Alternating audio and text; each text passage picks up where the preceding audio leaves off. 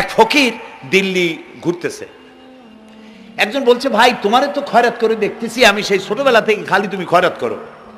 একটা জিনিস আপনারা মনে রাখবেন, গরিব, আজকে যারা গরিব পরিশ্রমের মধ্য দিয়ে কালকে তারা ধনী হতে পারে, কিন্তু যারা ভিক্ষুক, যারা ভিক্ষা করে, জিন্দেগিতে কোনোদিন তারা বড় হতে পারবে না।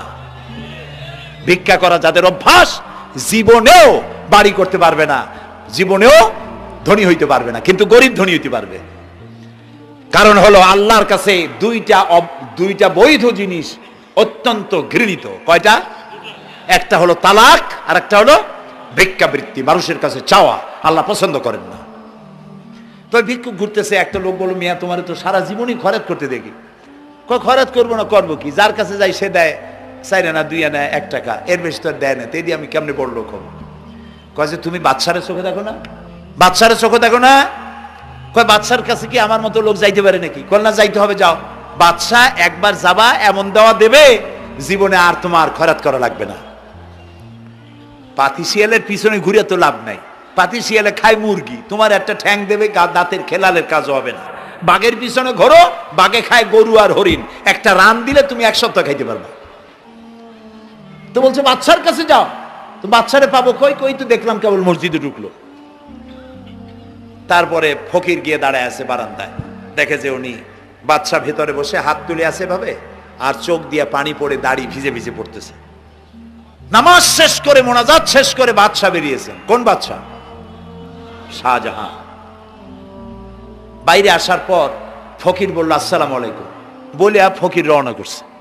বাদশা বলে, দাঁড়াও, তুমি যে রওনা করলা, তোমার তো ভিক্ষুক মনে হয়, আর লোকেরা যারা ভিক্ষুক না তারাও তো আমার কাছে চায়, আর তুমি তো ভিক্ষুক, চাইলে না কেন কিছু? ভিক্ষুক বলে, জাহাপানা, আমি কিছু চাইতে এসেছিলাম আপনার কাছে, কিন্তু আপনার করুণ অবস্থা দেখে আমার জ্ঞানের চোখ খুলে গিয়েছে। আমি দেখতে পেলাম আমি যার কাছে চাইতে এসেছি, আমি তো কান্দি না, হাতও পাতি নাই। যার কাছে চাইতে আসলাম দিল্লির সম্রাট, আবার কোন সম্রাটের কাছে হাত পেতে ভিক্ষুকের মতো কি জানি চায়, আর চোখ দিয়া পানি পড়ে দাড়ি ভিজে ভিজে পড়ছে। আমার জ্ঞানের চোখ খুলে গেছে, দুনিয়ার বাদশার কাছে আর চাইব না। বাদশা কান্দে যে বাদশার কাছে, তার কাছেই চাইব। প্রিয় ভাই সব, এই জন্যে জিহ্ন সাফ করে ফেলুন। দুনিয়ার কোনো মানুষের জন্য, মানুষের কাছে নয়, কোনো কবরে নয়, কোনো কারো কাছে নয়, আল্লাহ তাআলার কাছেই আমরা নামাজের মধ্যে ঘোষণা করেছি, ইয়াকা না'বুদু ওয়া ইয়াকা নাস্তাঈন। আল্লাহ তাআলা, তোমার একমাত্র ইবাদত করি, তোমার কাছেই সাহায্য চাই। কাজেই সাহায্য আল্লাহর কাছে। কার কাছে চাইবো বলেন? আল্লাহ আমাদের ঈমান পোক্ত করে দিন। আমরা বলি আমিন, আমরা বলি আমিন। অসুখ বিসুখ হইলে পরে ধৈর্য ধরবেন।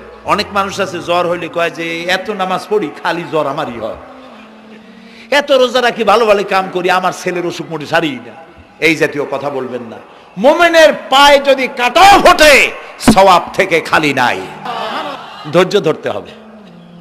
কাঁটা ফুটছে, বলেন ইন্না লিল্লাহ।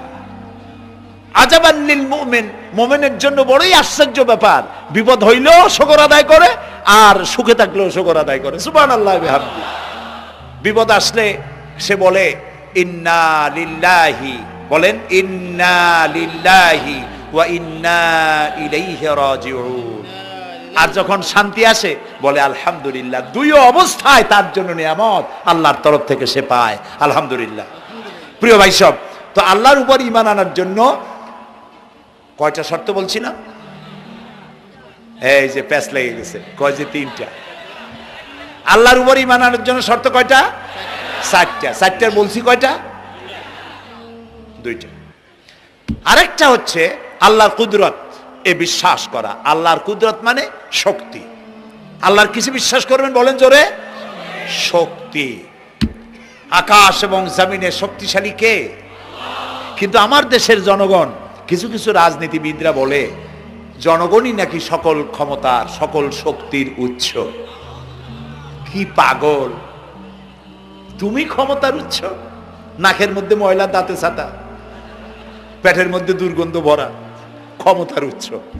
আশ্চর্য কথা, এই যে ক্ষমতার উৎস, হাজার হাজার লোক এখানে বসা, দুইটা ভাউয়া ব্যাংক যদি দুই কোণা দিয়ে ঢোকে, ভাউয়া ব্যাংক চেনেন? বিগ সাইজের ব্যাংক, দুইটা যদি দুই দিক দিয়ে ঢোকে লাফাইতে লাফাইতে, সামনে যারা আছে এমনি লাফাবে।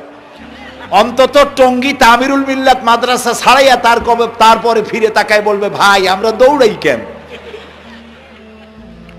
ব্যাংকের সামনে অসহায়, বল্লা ভীমরুলের সামনে অসহায়, সাপের সামনে বিচ্ছুর সামনে অসহায়, তারা কয় সকল ক্ষমতার উৎস জনগণ। কপাল পোড়া, ক্ষমতার উৎস জনগণ নয়। এটা কোরআনের সাথে কন্ট্রাডিকশন হয় এ কথায়। আল্লাহ বলেছেন আন্নাল কুওয়াতা লিল্লাহি জামিয়া, সকল ক্ষমতার উৎস কে? চিল্লায় বলো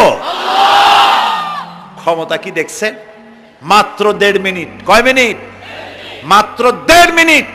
আল্লাহ বলেছেন কোন, সাথে সাথে তামিলনাড়ু, মালয়েশিয়া, ইন্দোনেশিয়া, থাইল্যান্ড, মালদ্বীপ, শ্রীলঙ্কা 2 লক্ষ লোক শেষ, 1 লক্ষের খোঁজ নাই। সমুদ্রের পানি 33 ফিট উঁচু হয়ে এসছে। সুবহানাল্লাহ কই দিচ্ছে করে না? বিজ্ঞানীরা বলেছেন ভারত মহাসাগরের তলদেশে ফাটল ধরেছে, ওর কয়েক কিলোমিটার নিচে ভূমিকম্পের উৎপত্তি হয়েছে। ভারত মহাসাগরের পানি 3 হাত না 4 হাত, কত কিলোমিটার আল্লাহই জানে। এই কয়েক কিলোমিটার নিচে যে মাটি, সেই মাটিরও কয়েক কিলোমিটার নিচে ভূমিকম্পের উৎপত্তি। এখান থেকে ভূমির কম্পন হয়েছে, সেই ভূমিকম্পে সমস্ত মহাসাগরের মধ্যে, ভারত মহাসাগরের মধ্যে জলকম্পন শুরু হয়েছে। পানির কম্পন, মাটির কম্পন একসাথে 4 তলা পরিমাণ উঁচু হয়ে পানি চলে আসছে। বাড়ি গাড়ি সব কিছু খড় কুটার ন্যায় সব উড়িয়ে দিয়েছে। এগুলোরে কপাল পোড়া নাস্তিক যেগুলি, তারা বলে প্রাকৃতিক দুর্যোগ। ওর বাপের মাথা। আচ্ছা প্রাকৃতিক দুর্যোগ, প্রকৃতি কি? কোন জন্তুর নাম?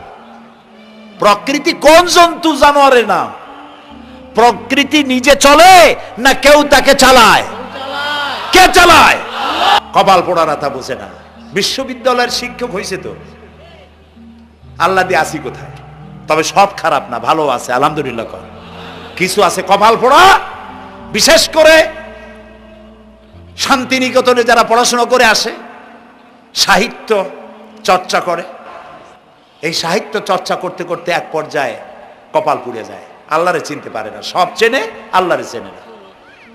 আল্লাহ এখন চিনাইতেছে ভালো করে। প্রিয় ভাই সব, কওমে আদ, কওমে সামুদ, এগুলিকে আল্লাহ তারা ধ্বংস করেছেন। কিয়ামতের আগে এই যে 7টা আকাশ, এই আকাশ সম্পর্কে অবিশ্বাসীরা তারা বলেছে আকাশ বলতে কিছুই নেই, এটা নাকি অনেক দূরে, তাই নীলা নীলে দেখা যায়। কি কপাল পোড়া চিন্তা করেন, নীলা নীলা দেখা যায়। এই আকাশ মহাশূন্য। এই আকাশগুলিকে, আকাশ কয়টা? কয়টা স্তর? 7টা। এগুলি কাতাইয়ে সিজিল্লিল কুতুব। কোরআনে কারিমে আল্লাহ তাআলা বলেছেন কিতাবের পৃষ্ঠার মতো কিয়ামতের আগে একটার পর একটা ঠাস ঠাস করে পড়বে, ভেঙে চুরি চুরমার হয়ে যাবে। ওয়াইদাল বিহারু ফুজ্জিরাত, আল্লাহ তাআলা বলছেন ইদাস সামাউ ফাতারাত ওয়াইদাল কাওয়াকিবু ইনতাসারাত ওয়াইদাল বিহারু ফুজ্জিরাত। আকাশের তারকাসমূহ বিক্ষিপ্ত হয়ে পড়বে। অসংখ্য তারকারাজি, বিশাল বিশাল তারকা বিক্ষিপ্ত হয়ে পড়বে। চন্দ্র সূর্য একটার সাথে আরেকটা ধাক্কা লেগে চাঁদ আর সূর্য আলো হারিয়ে ফেলবে, একাকার হয়ে যাবে। পাহাড়গুলো উঁচু করে আল্লাহ তাআলা জমিনের উপরে আছাড় মারবেন, কাল ইহনিল মানফুস, তুলার মতো উড়ে চলে যাবে। সুবহানাল্লাহ বলবা না? কত বড় শক্তি আল্লাহ পাকের। ওয়াইদাল বিহারু ফুজ্জিরাত, সমুদ্র সমূহ বিদীর্ণ হয়ে যাবে। সমুদ্রে যত পানি আছে সমস্ত পানিগুলি নিঃশোষিত হয়ে যাবে মাটির তলায়, এবং সেখানে অগ্নুৎপত্তি হবে। কোরআনে কারিমে আল্লাহ বলে দিয়েছেন গোটা সমুদ্রগুলিতে আগুন জ্বলতে থাকবে। এগুলি কিয়ামতের আলামত। আল্লাহ পাকের অফুরন্ত মেহেরবানি। এই যে কানের কাছ দিয়া গুলিটা চলে গেছে, কানে লাগে নাই, বাড়ির কাছ থেকে কিয়ামত হয়ে গেল, বাংলাদেশে আল্লাহ বাঁচাই দিলেন। সুবহানাল্লাহ বলো, আলহামদুলিল্লাহ বলেন। আমাদের প্রতিবেশী দেশগুলিতে যেভাবে আঘাত লাগছে, ওর 1000 ভাগের 1 ভাগের আঘাত কয়েক সেকেন্ড যদি বাংলাদেশে হতো, আমাদের সব অপরিকল্পিত শহর, রাজুক পারমিশন দিয়েছে 3 তলার, করা হয়েছে 7 তলা। এইভাবে অপরিকল্পিত যত বিল্ডিং আছে এগুলি পচা সিমেন্ট দিয়ে, পচা ইট দিয়ে তৈরি করা হয়েছে। 2-3 সেকেন্ডের ভূমিকম্প যথেষ্ট এই শহর লন্ডভন্ড করে দেওয়ার। অসংখ্য মানুষ মারা যাবে, অসংখ্য বাড়িঘর শেষ হয়ে যাবে। এদেরকে রেস্কিউ করার মতো মডার্ন ইকুইপমেন্টসও গভর্নমেন্টের কাছে নাই। এজন্য আল্লাহর কাছে সেজদা দিয়া গুনার তওবা করতে হবে, আল্লাহ আমাদের মাফ করে দাও, আমার এই গরিব দেশটাকে কিয়ামত পর্যন্ত এই গজব থেকে বাঁচাও। প্রিয় ভাই সব, আল্লাহ তাআলার ক্ষমতার ওয়াজ আমি আজ করতে পারবো না, অনেক লম্বা হয়ে যাবে। কারণ আমাকে 3টা পুঁজির কথা তো কমসে কম বলতেই হবে, অল্প করে হলেও। শুনবেন তো? আল্লাহ তৌফিক দিক, বলেন আমিন। তো আল্লাহ তাআলার ক্ষমতায় বিশ্বাস করা, তার প্রচন্ড ক্ষমতা, যা খুশি তাই বলেন করতে পারেন। মরাকে জিন্দাকে মারতে পারেন, মরুভূমিতে ফুল ফুটাতে পারেন। সুবহানাল্লাহ, যা খুশি তাই করতে পারেন। এই শক্তি সহকারে আল্লাহকে বিশ্বাস করতে হবে। 4র্থ নম্বরে আল্লাহর হুকুম এবং হাকাম, আদেশ নিষেধ। আমি আল্লাহরে বিশ্বাস করি, এই কথার কোনো দাম নাই যদি তার আদেশ না মানি। এই কথার কোনো দাম নাই যদি তার নিষেধকে আমি আমার জীবনে প্রত্যাহার না করে চলতে পারি। মুসলমান বলে দাবি করার কোনো মূল্য নেই।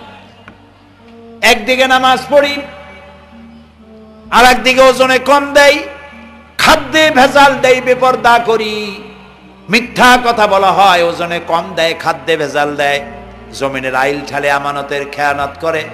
আল্লাহর হুকুম মানা হলো না, রসুলের আদেশ মানা হলো না। আল্লাহর উপর ঈমান আনার জন্য 4র্থ শর্ত হচ্ছে আল্লাহ যা বলেছেন মাথা নত করে মেনে নিতে হবে। বলতে হবে সামি'না ওয়া আতা'না। বলেন সামি'না ওয়া আতা'না, শুনলাম আর মেনে নিলাম। বলেন তো জোরে, শুনলাম আর মেনে নিলাম। সুবহানাল্লাহ বলেন। মুমিনেরা এই প্রশ্নই করবে না মদ হারাম কেন, মুমিনেরা এই প্রশ্নই করবে না জুয়া হারাম কেন। একটাই জবাব, মদ হারাম কেন? আল্লাহ হারাম করেছেন তাই হারাম। জিনা হারাম কেন? আমার আল্লাহ হারাম করেছেন তাই হারাম। জুয়া হারাম কেন? আমার আল্লাহ হারাম করেছেন তাই হারাম। কোন যুক্তি নাই। যুক্তির, আল্লাহর নিষিদ্ধ জিনিসে যুক্তি তালাশ করে কেবলমাত্র শয়তান। আল্লাহর আদেশ নিষেধের যুক্তি তালাশ করে কে? শয়তান।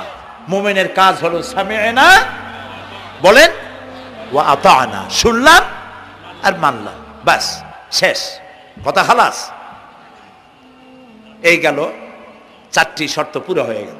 এই 4টি শর্ত যদি পূরণ করতে পারি তাহলে আল্লাহরে বিশ্বাস করছি এটা প্রমাণিত হবে, এটা জাস্টিফাই হবে, এটা সত্যতা প্রমাণ হবে যদি আল্লাহর হুকুম মতো। 1 নম্বরে হলো, আমি আবার কথাটা প্যাকেট করে দিই যাতে করে আপনারা বাড়ি নিয়ে যাইতে পারেন। আল্লাহর উপরে ঈমান এনেছি, এই কথাটাকে কমপ্লিট করার জন্য শর্ত কয়টা? 4টা। 1 নম্বরে আল্লাহর অস্তিত্বে বিশ্বাস, বলেন আল্লাহর অস্তিত্বে বিশ্বাস।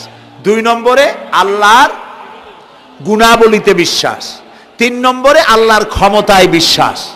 4 নম্বরে আল্লাহর আদেশ এবং নিষেধে বিশ্বাস, মান্য করে চলা।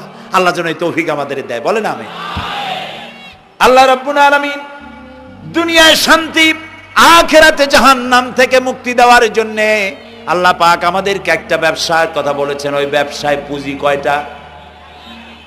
বলেন। 3টা পুঁজি। বলছি কয়টা? দেখেন যে কেমনি প্যাঁচ লাগে। বলছি মাত্র একটা, সে একটা ডাল বাইর করছি 4টা। এবার আসেন মূল পয়েন্টে। এবার দ্বিতীয় পয়েন্ট, রসুলের প্রতি ঈমান। আমরা তো রসুলের প্রতি ঈমান আনছি কিনা বলেন? রসুলের প্রতি ঈমান এনেছি। আমাদের এই ঈমান যথেষ্ট নয়, কারণ আমাদের ঈমান হলো রবিউল আউয়াল মাসে ঈমান তাজা হয়, ঠিক না? ঠিক না? রবিউল আউয়াল মাস যখন আসি, ব্যানারটা নাই, শামিয়ানাটা নাই, রাস্তাগুলিতে ফ্ল্যাগ লাগাই আর আলোক সজ্জা করি। মন্ত্রীরা আসেন, নেতারা আসেন, সিরাতুন নবী মাহফিলে দাঁড়ায় বলেন নবীর আদর্শ অনুসরণ করা ছাড়া উপায় নাই। অথচ ওনার পা থেকে শুরু করে মাথা পর্যন্ত নবীর আদর্শ নাই। আবার এই নেতা রামকৃষ্ণ মিশনে, রামকৃষ্ণ পরমহংসদেব তার মঞ্চে গিয়ে বলেন রামকৃষ্ণের নীতির ছাড়া বিকল্প কিছুই নেই। আবার গৌতম বুদ্ধের জন্মবার্ষিকী উদযাপনের জন্য সেখানে গিয়ে বলেন গৌতম বুদ্ধের অহিংস নীতি অনুসরণ করা ছাড়া জাতির যোগীনাথ হওয়ার আর কোনো পথ নাই। যেখানে যায় সেই জায়গার গুলি ধরে। রবিউল আউয়াল মাস আসতে পারে, আলোকসজ্জা করে ইয়া নবী সালামু আলাইকা, ইয়া রাসূল সালামু আলাইকা। এরপরে গরম গরম জিলাপি রাসূলুল্লাহকে বুঝায় দেওয়া হলো, হে রাসূল আপনি তাকিয়ে দেখেন কত মহব্বত আপনারে করি, আপনার মহব্বতের জন্য আমাদের শহরের কোনো মিষ্টির দোকানে আর মিষ্টি নাই, সব আমরা খাইয়া শেষ করছি। এই হলো মহব্বত। এই মহব্বতে এই ইমানে কাজ হবে না। এই ইমানে বলেন কাজ হবে না। কোন ইমানে কাজ হবে? রাসূলের প্রতি ইমানের অর্থ কি? এর অর্থ হচ্ছে নবী করিম সাল্লাল্লাহু আলাইহি ওয়াসাল্লাম আমাদের রাসূল, আমাদের নেতা। আমাদের রাসূল আমাদের নেতা, আমরা তার উম্মত, তার অনুসারী। অনুসারীর কাজ কি? নেতার পূর্ণাঙ্গ অনুসরণ করণ। রাসূলুল্লাহর আনুগত্য করতে হবে, এটা কে বলেছেন? আল্লাহ রাব্বুল আলামিন সূরা আলে ইমরানের মধ্যে বলেছেন কুল ইন কুনতুম তুহিব্বুনাল্লাহা ফাত্তাবিউনি ইউহিব্বুকুমুল্লাহ ওয়া ইয়াগফির লাকুম যুনুবাকুম আল্লাহু গফুরুর রহিম। হে নবী আপনি বলুন, তোমরা যদি আল্লাহকে ভালোবাসো তাহলে তোমার কাজ হচ্ছে, তোমরা যদি আল্লাহকে ভালোবাসো তাহলে তোমরা আমার আনুগত্য করো, আমার অনুসরণ করো। কার? রাসূলের। বলেন কার? রাসূলের অনুসরণ যদি তোমরা করো, খেয়াল করে শুনতেছেন তো? আল্লাহ তাআলা বলছেন নবী আপনি বলেন তোমরা যদি আল্লাহকে ভালোবাসো, তোমাদের এই দাবি যদি সত্য হয় তাহলে আমার অনুসরণ করো, আমার আনুগত্য করো। আমার অনুসরণ, আমার আনুগত্য করলে পরে তোমাদেরকে আল্লাহ রাব্বুল আলামিন ভালোবাসবেন এবং তোমাদের তামাম জিন্দেগির সমস্ত গুনাহ খাতা আল্লাহ তাআলা মাফ করে দিবে। আমরা কি গুনাহ মাফ করাইতে চাই? বলেন চাই? আসুন রাসূলের আনুগত্য করুন। রাসূলের আনুগত্য কিরকম? রাসূল যেভাবে মোস কাটছে আমরা সেইভাবে মোস কাটবো। তিনি দাড়ি যেভাবে রাখছেন আমরা সেইভাবে রাখবো। তিনি চুল কাটছেন যেভাবে সেইভাবে করব। তিনি পায়ের নখ, হাতের নখ যেভাবে কাটছেন সেইভাবে করব। তিনি যেভাবে বিবাহ করেছেন সেই সুন্নত অনুযায়ী বিবাহ, তিনি যেভাবে দেশ চালাইছেন সেইভাবে দেশ চালাবো। রাসূলের অনুসরণের অর্থ শুধু এই নয় যে তিনি যেভাবে সুরমা লাগাইছেন আমি ওইরকম সুরমা দেব, তিনি যেভাবে কদু খাইছে আমিও কদু খাবো, এইটা নয়। এটা নয়, শুধু রাসূলের আনুগত্য হবে মুরগির ফার্ম থেকে শুরু করে জাতিসংঘ পর্যন্ত, জীবনের সব ক্ষেত্রে। আর বিশ্বাস করতে হবে তিনি শেষ নবী, তারপরে আর কোন নবী আসবে না। আল্লাহ রাব্বুল আলামিন সূরা আহজাবের মধ্যে বলেছেন মা কানা মুহাম্মাদুন আবা আহাদিম মির রিজালিকুম ওয়ালাকির রাসূলুল্লাহি ওয়া খাতামান নাবিয়্যিন। মুহাম্মদ সাল্লাল্লাহু আলাইহি ওয়াসাল্লাম তোমাদের কোন পুরুষদের পিতা নন, তিনি আল্লাহর রাসূল এবং তাকে দিয়ে নবুয়তের মিশনকে খতম করে দেওয়া, কমপ্লিট করে দেওয়া হয়েছে। আর কোন নবী, রাসূলুল্লাহ বলেছেন লা নাবিয়্যা বাদি ওয়ালা রাসূল, আমার পরে আর কোন নবী আসবে না, রাসূল আসবে না। কথা বুঝে আসছে? আল্লাহর নবীর পরে আর কোন নবী হবে না। আল্লাহর নবী বলেছেন একটি ইমারত তৈরি করে তার ভিতরে একটা ইট যদি খালি থাকে, একটি ইটের জায়গা যদি শূন্য থাকে, তাহলে সকলের চোখে ধরা পড়বে। ওই ইটখানা দিলে পরে বিল্ডিংটা কমপ্লিট হয়ে যায়। নবুয়তির যে ইমারত আল্লাহ তৈরি করেছিলেন ওর ভিতরে একটা ইটের অভাব ছিল, আল্লাহ পাক আমাকে দিয়ে সেই শূন্য জায়গা পূরণ করে দিয়ে নবুয়তের মিশনকে কমপ্লিট করে দিয়েছেন। রাসূলুল্লাহ বলেছেন আমার পরে আর কেউ নবী হবে না। পৃথিবীর সব মুসলমানদের আকীদা মুহাম্মদ সাল্লাল্লাহু আলাইহি ওয়াসাল্লামের পরে যদি কেউ নবুয়তের দাবি করে সে কাফির, হাজার বার কাফির। তারা যারা তাকে যারা নবী মানবে তারাও। রাসূলুল্লাহ বলেছেন আমার পরে 30 জন মিথ্যেবাদী নবুয়তের দাবি করবে। তার মধ্যে একজন তো দাবি করছে রাসূলের জীবদ্দশায়, একটা ছিল মেয়ে লোক আর একটা ছিল পুরুষ। পুরুষটার নাম ছিল মুসাইলামা কাযযাব, নামই ছিল কাযযাব। কাযযাব মানে মিথ্যাবাদী। দেখছেন অবস্থা, নামই মিথ্যাবাদী। উম্মতেরা কইল যে আপনি তো একজন নবী, আমরা সৌভাগ্য আর দুর্ভাগ্য হোক আপনারা নবী বলে মানলাম। মুহাম্মদ সাল্লাল্লাহু আলাইহি ওয়াসাল্লামের কাছে প্রায় জিবরাইল আসে আর ওহী আনে, আর আপনি আমাদের কোনো ওহী দিতে পারলেন না পর্যন্ত। কয় যে কেবল না নবী হইলাম, অপেক্ষা করো, ওহী আসবে না। বেশ কিছুদিন যাওয়ার পর খুব চিন্তা ভাবনা করে কয় যে ওহী একটা আসছে। উম্মতেরা সব দৌড়ে আসছে, কি ওহী? কয় যে এইমাত্র শেষ রাত্রে জিবরাইল আসছিল, আইসে আমারে কয়ে গেল একটা সূরা নাজিল করলো। সূরাটা কি? ইন্না আতাইনাকাল আকাক ফাসাল্লি লিরাব্বিকা ওয়াজআক ইন্না শানিয়াকা হুয়াল আবলাক। উম্মতেরা কয় সর্বনাশ, এই সূরা পড়তে গেলে তো আমরা কাইসা মরে যাব। এর অর্থ তো খুব বিকায়দা। কি সূরা নাজিল হইল আপনার উপরে? ইন্না আতাইনাকাল আকাক মানে আমি তোমাকে হুতুম পেশা দান করেছি,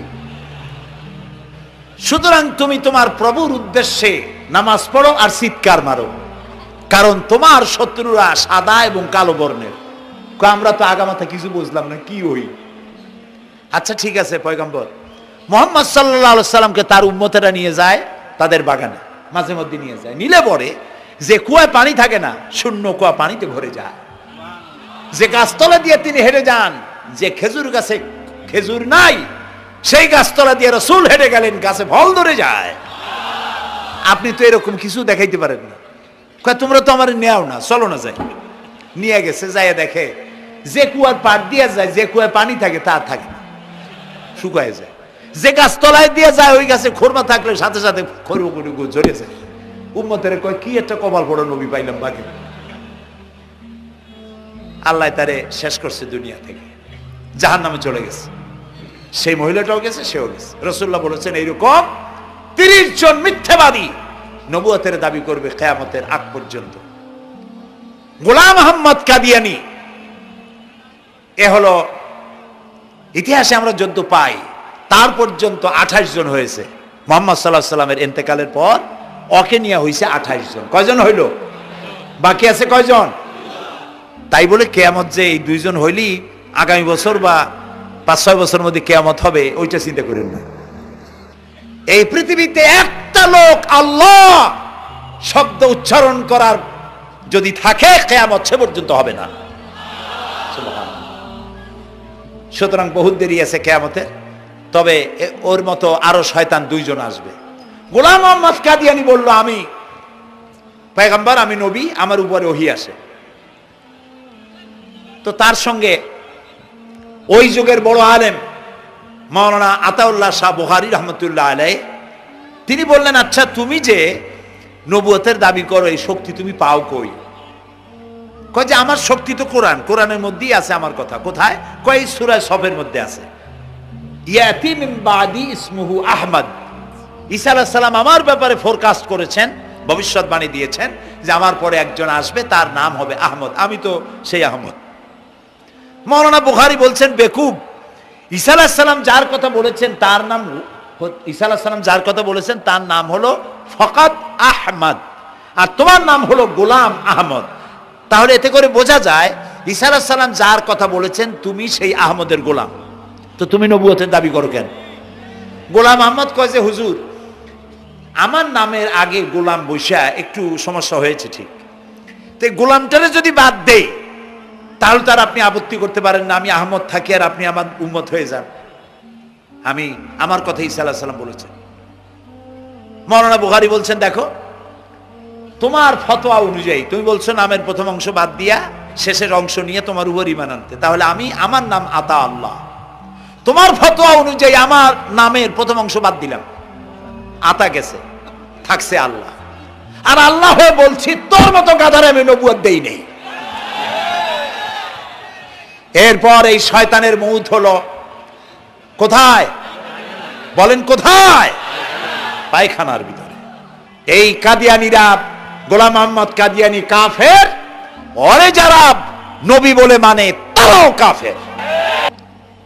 প্রিয় ভাই সব, পৃথিবীর 48টি মুসলিম দেশ কাদিয়ানীদেরকে নন মুসলিম মাইনরিটি হিসেবে ঘোষণা দিয়েছে রাষ্ট্রীয়ভাবে। সৌদি গভর্নমেন্ট আইন পাশ করেছে কিয়ামত পর্যন্ত কাদিয়ানীরা মক্কা মদিনায় প্রবেশ করতে পারবে না।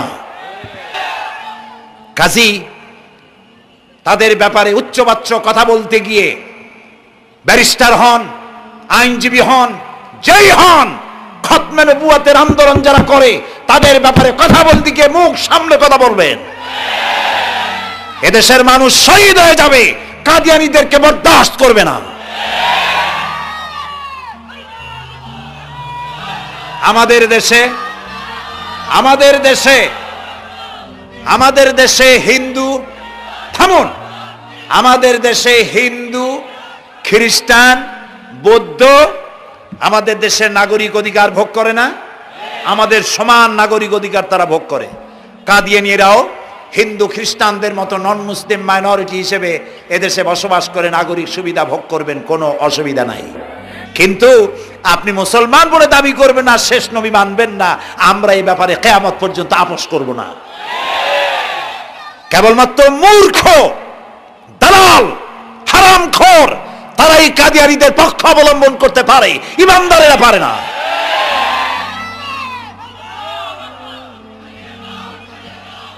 কাদিয়ানীরা যে সব মসজিদ তৈরি করে, এগুলি মসজিদ নয়, এগুলি উপাসনালয়।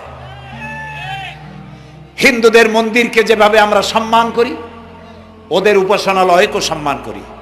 কিন্তু কাদিয়ানীরা যতদিন মুসলমান নামের পরিচয় দিতে থাকবেন, আমরা আমাদের অধিকার আদায়ের জন্য সুশৃঙ্খলভাবে গণতান্ত্রিক পদ্ধতিতে আমরা এই অধিকার আদায়ের চেষ্টা করব।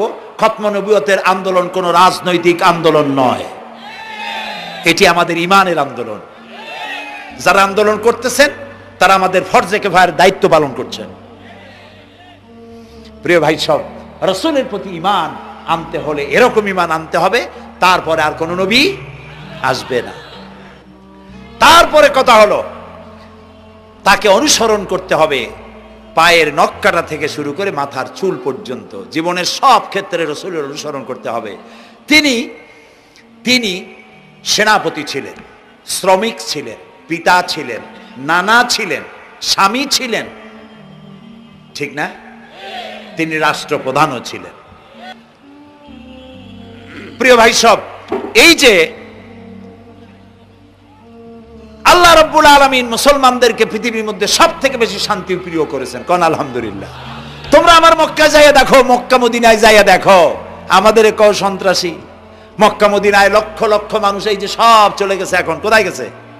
সারা পৃথিবী থেকে মানুষের এখন ছুটছে, পৌঁছে গেছে, আর পথে আছে, প্লেনে আছে, নদীতে আছে, গাড়িতে আছে। সুবহানাল্লাহ, লক্ষ লক্ষ মানুষ চলে গেছে, সবার একই ড্রেস, একই গন্তব্য, একই স্লোগান, লাব্বাইক আল্লাহুম্মা লাব্বাইক।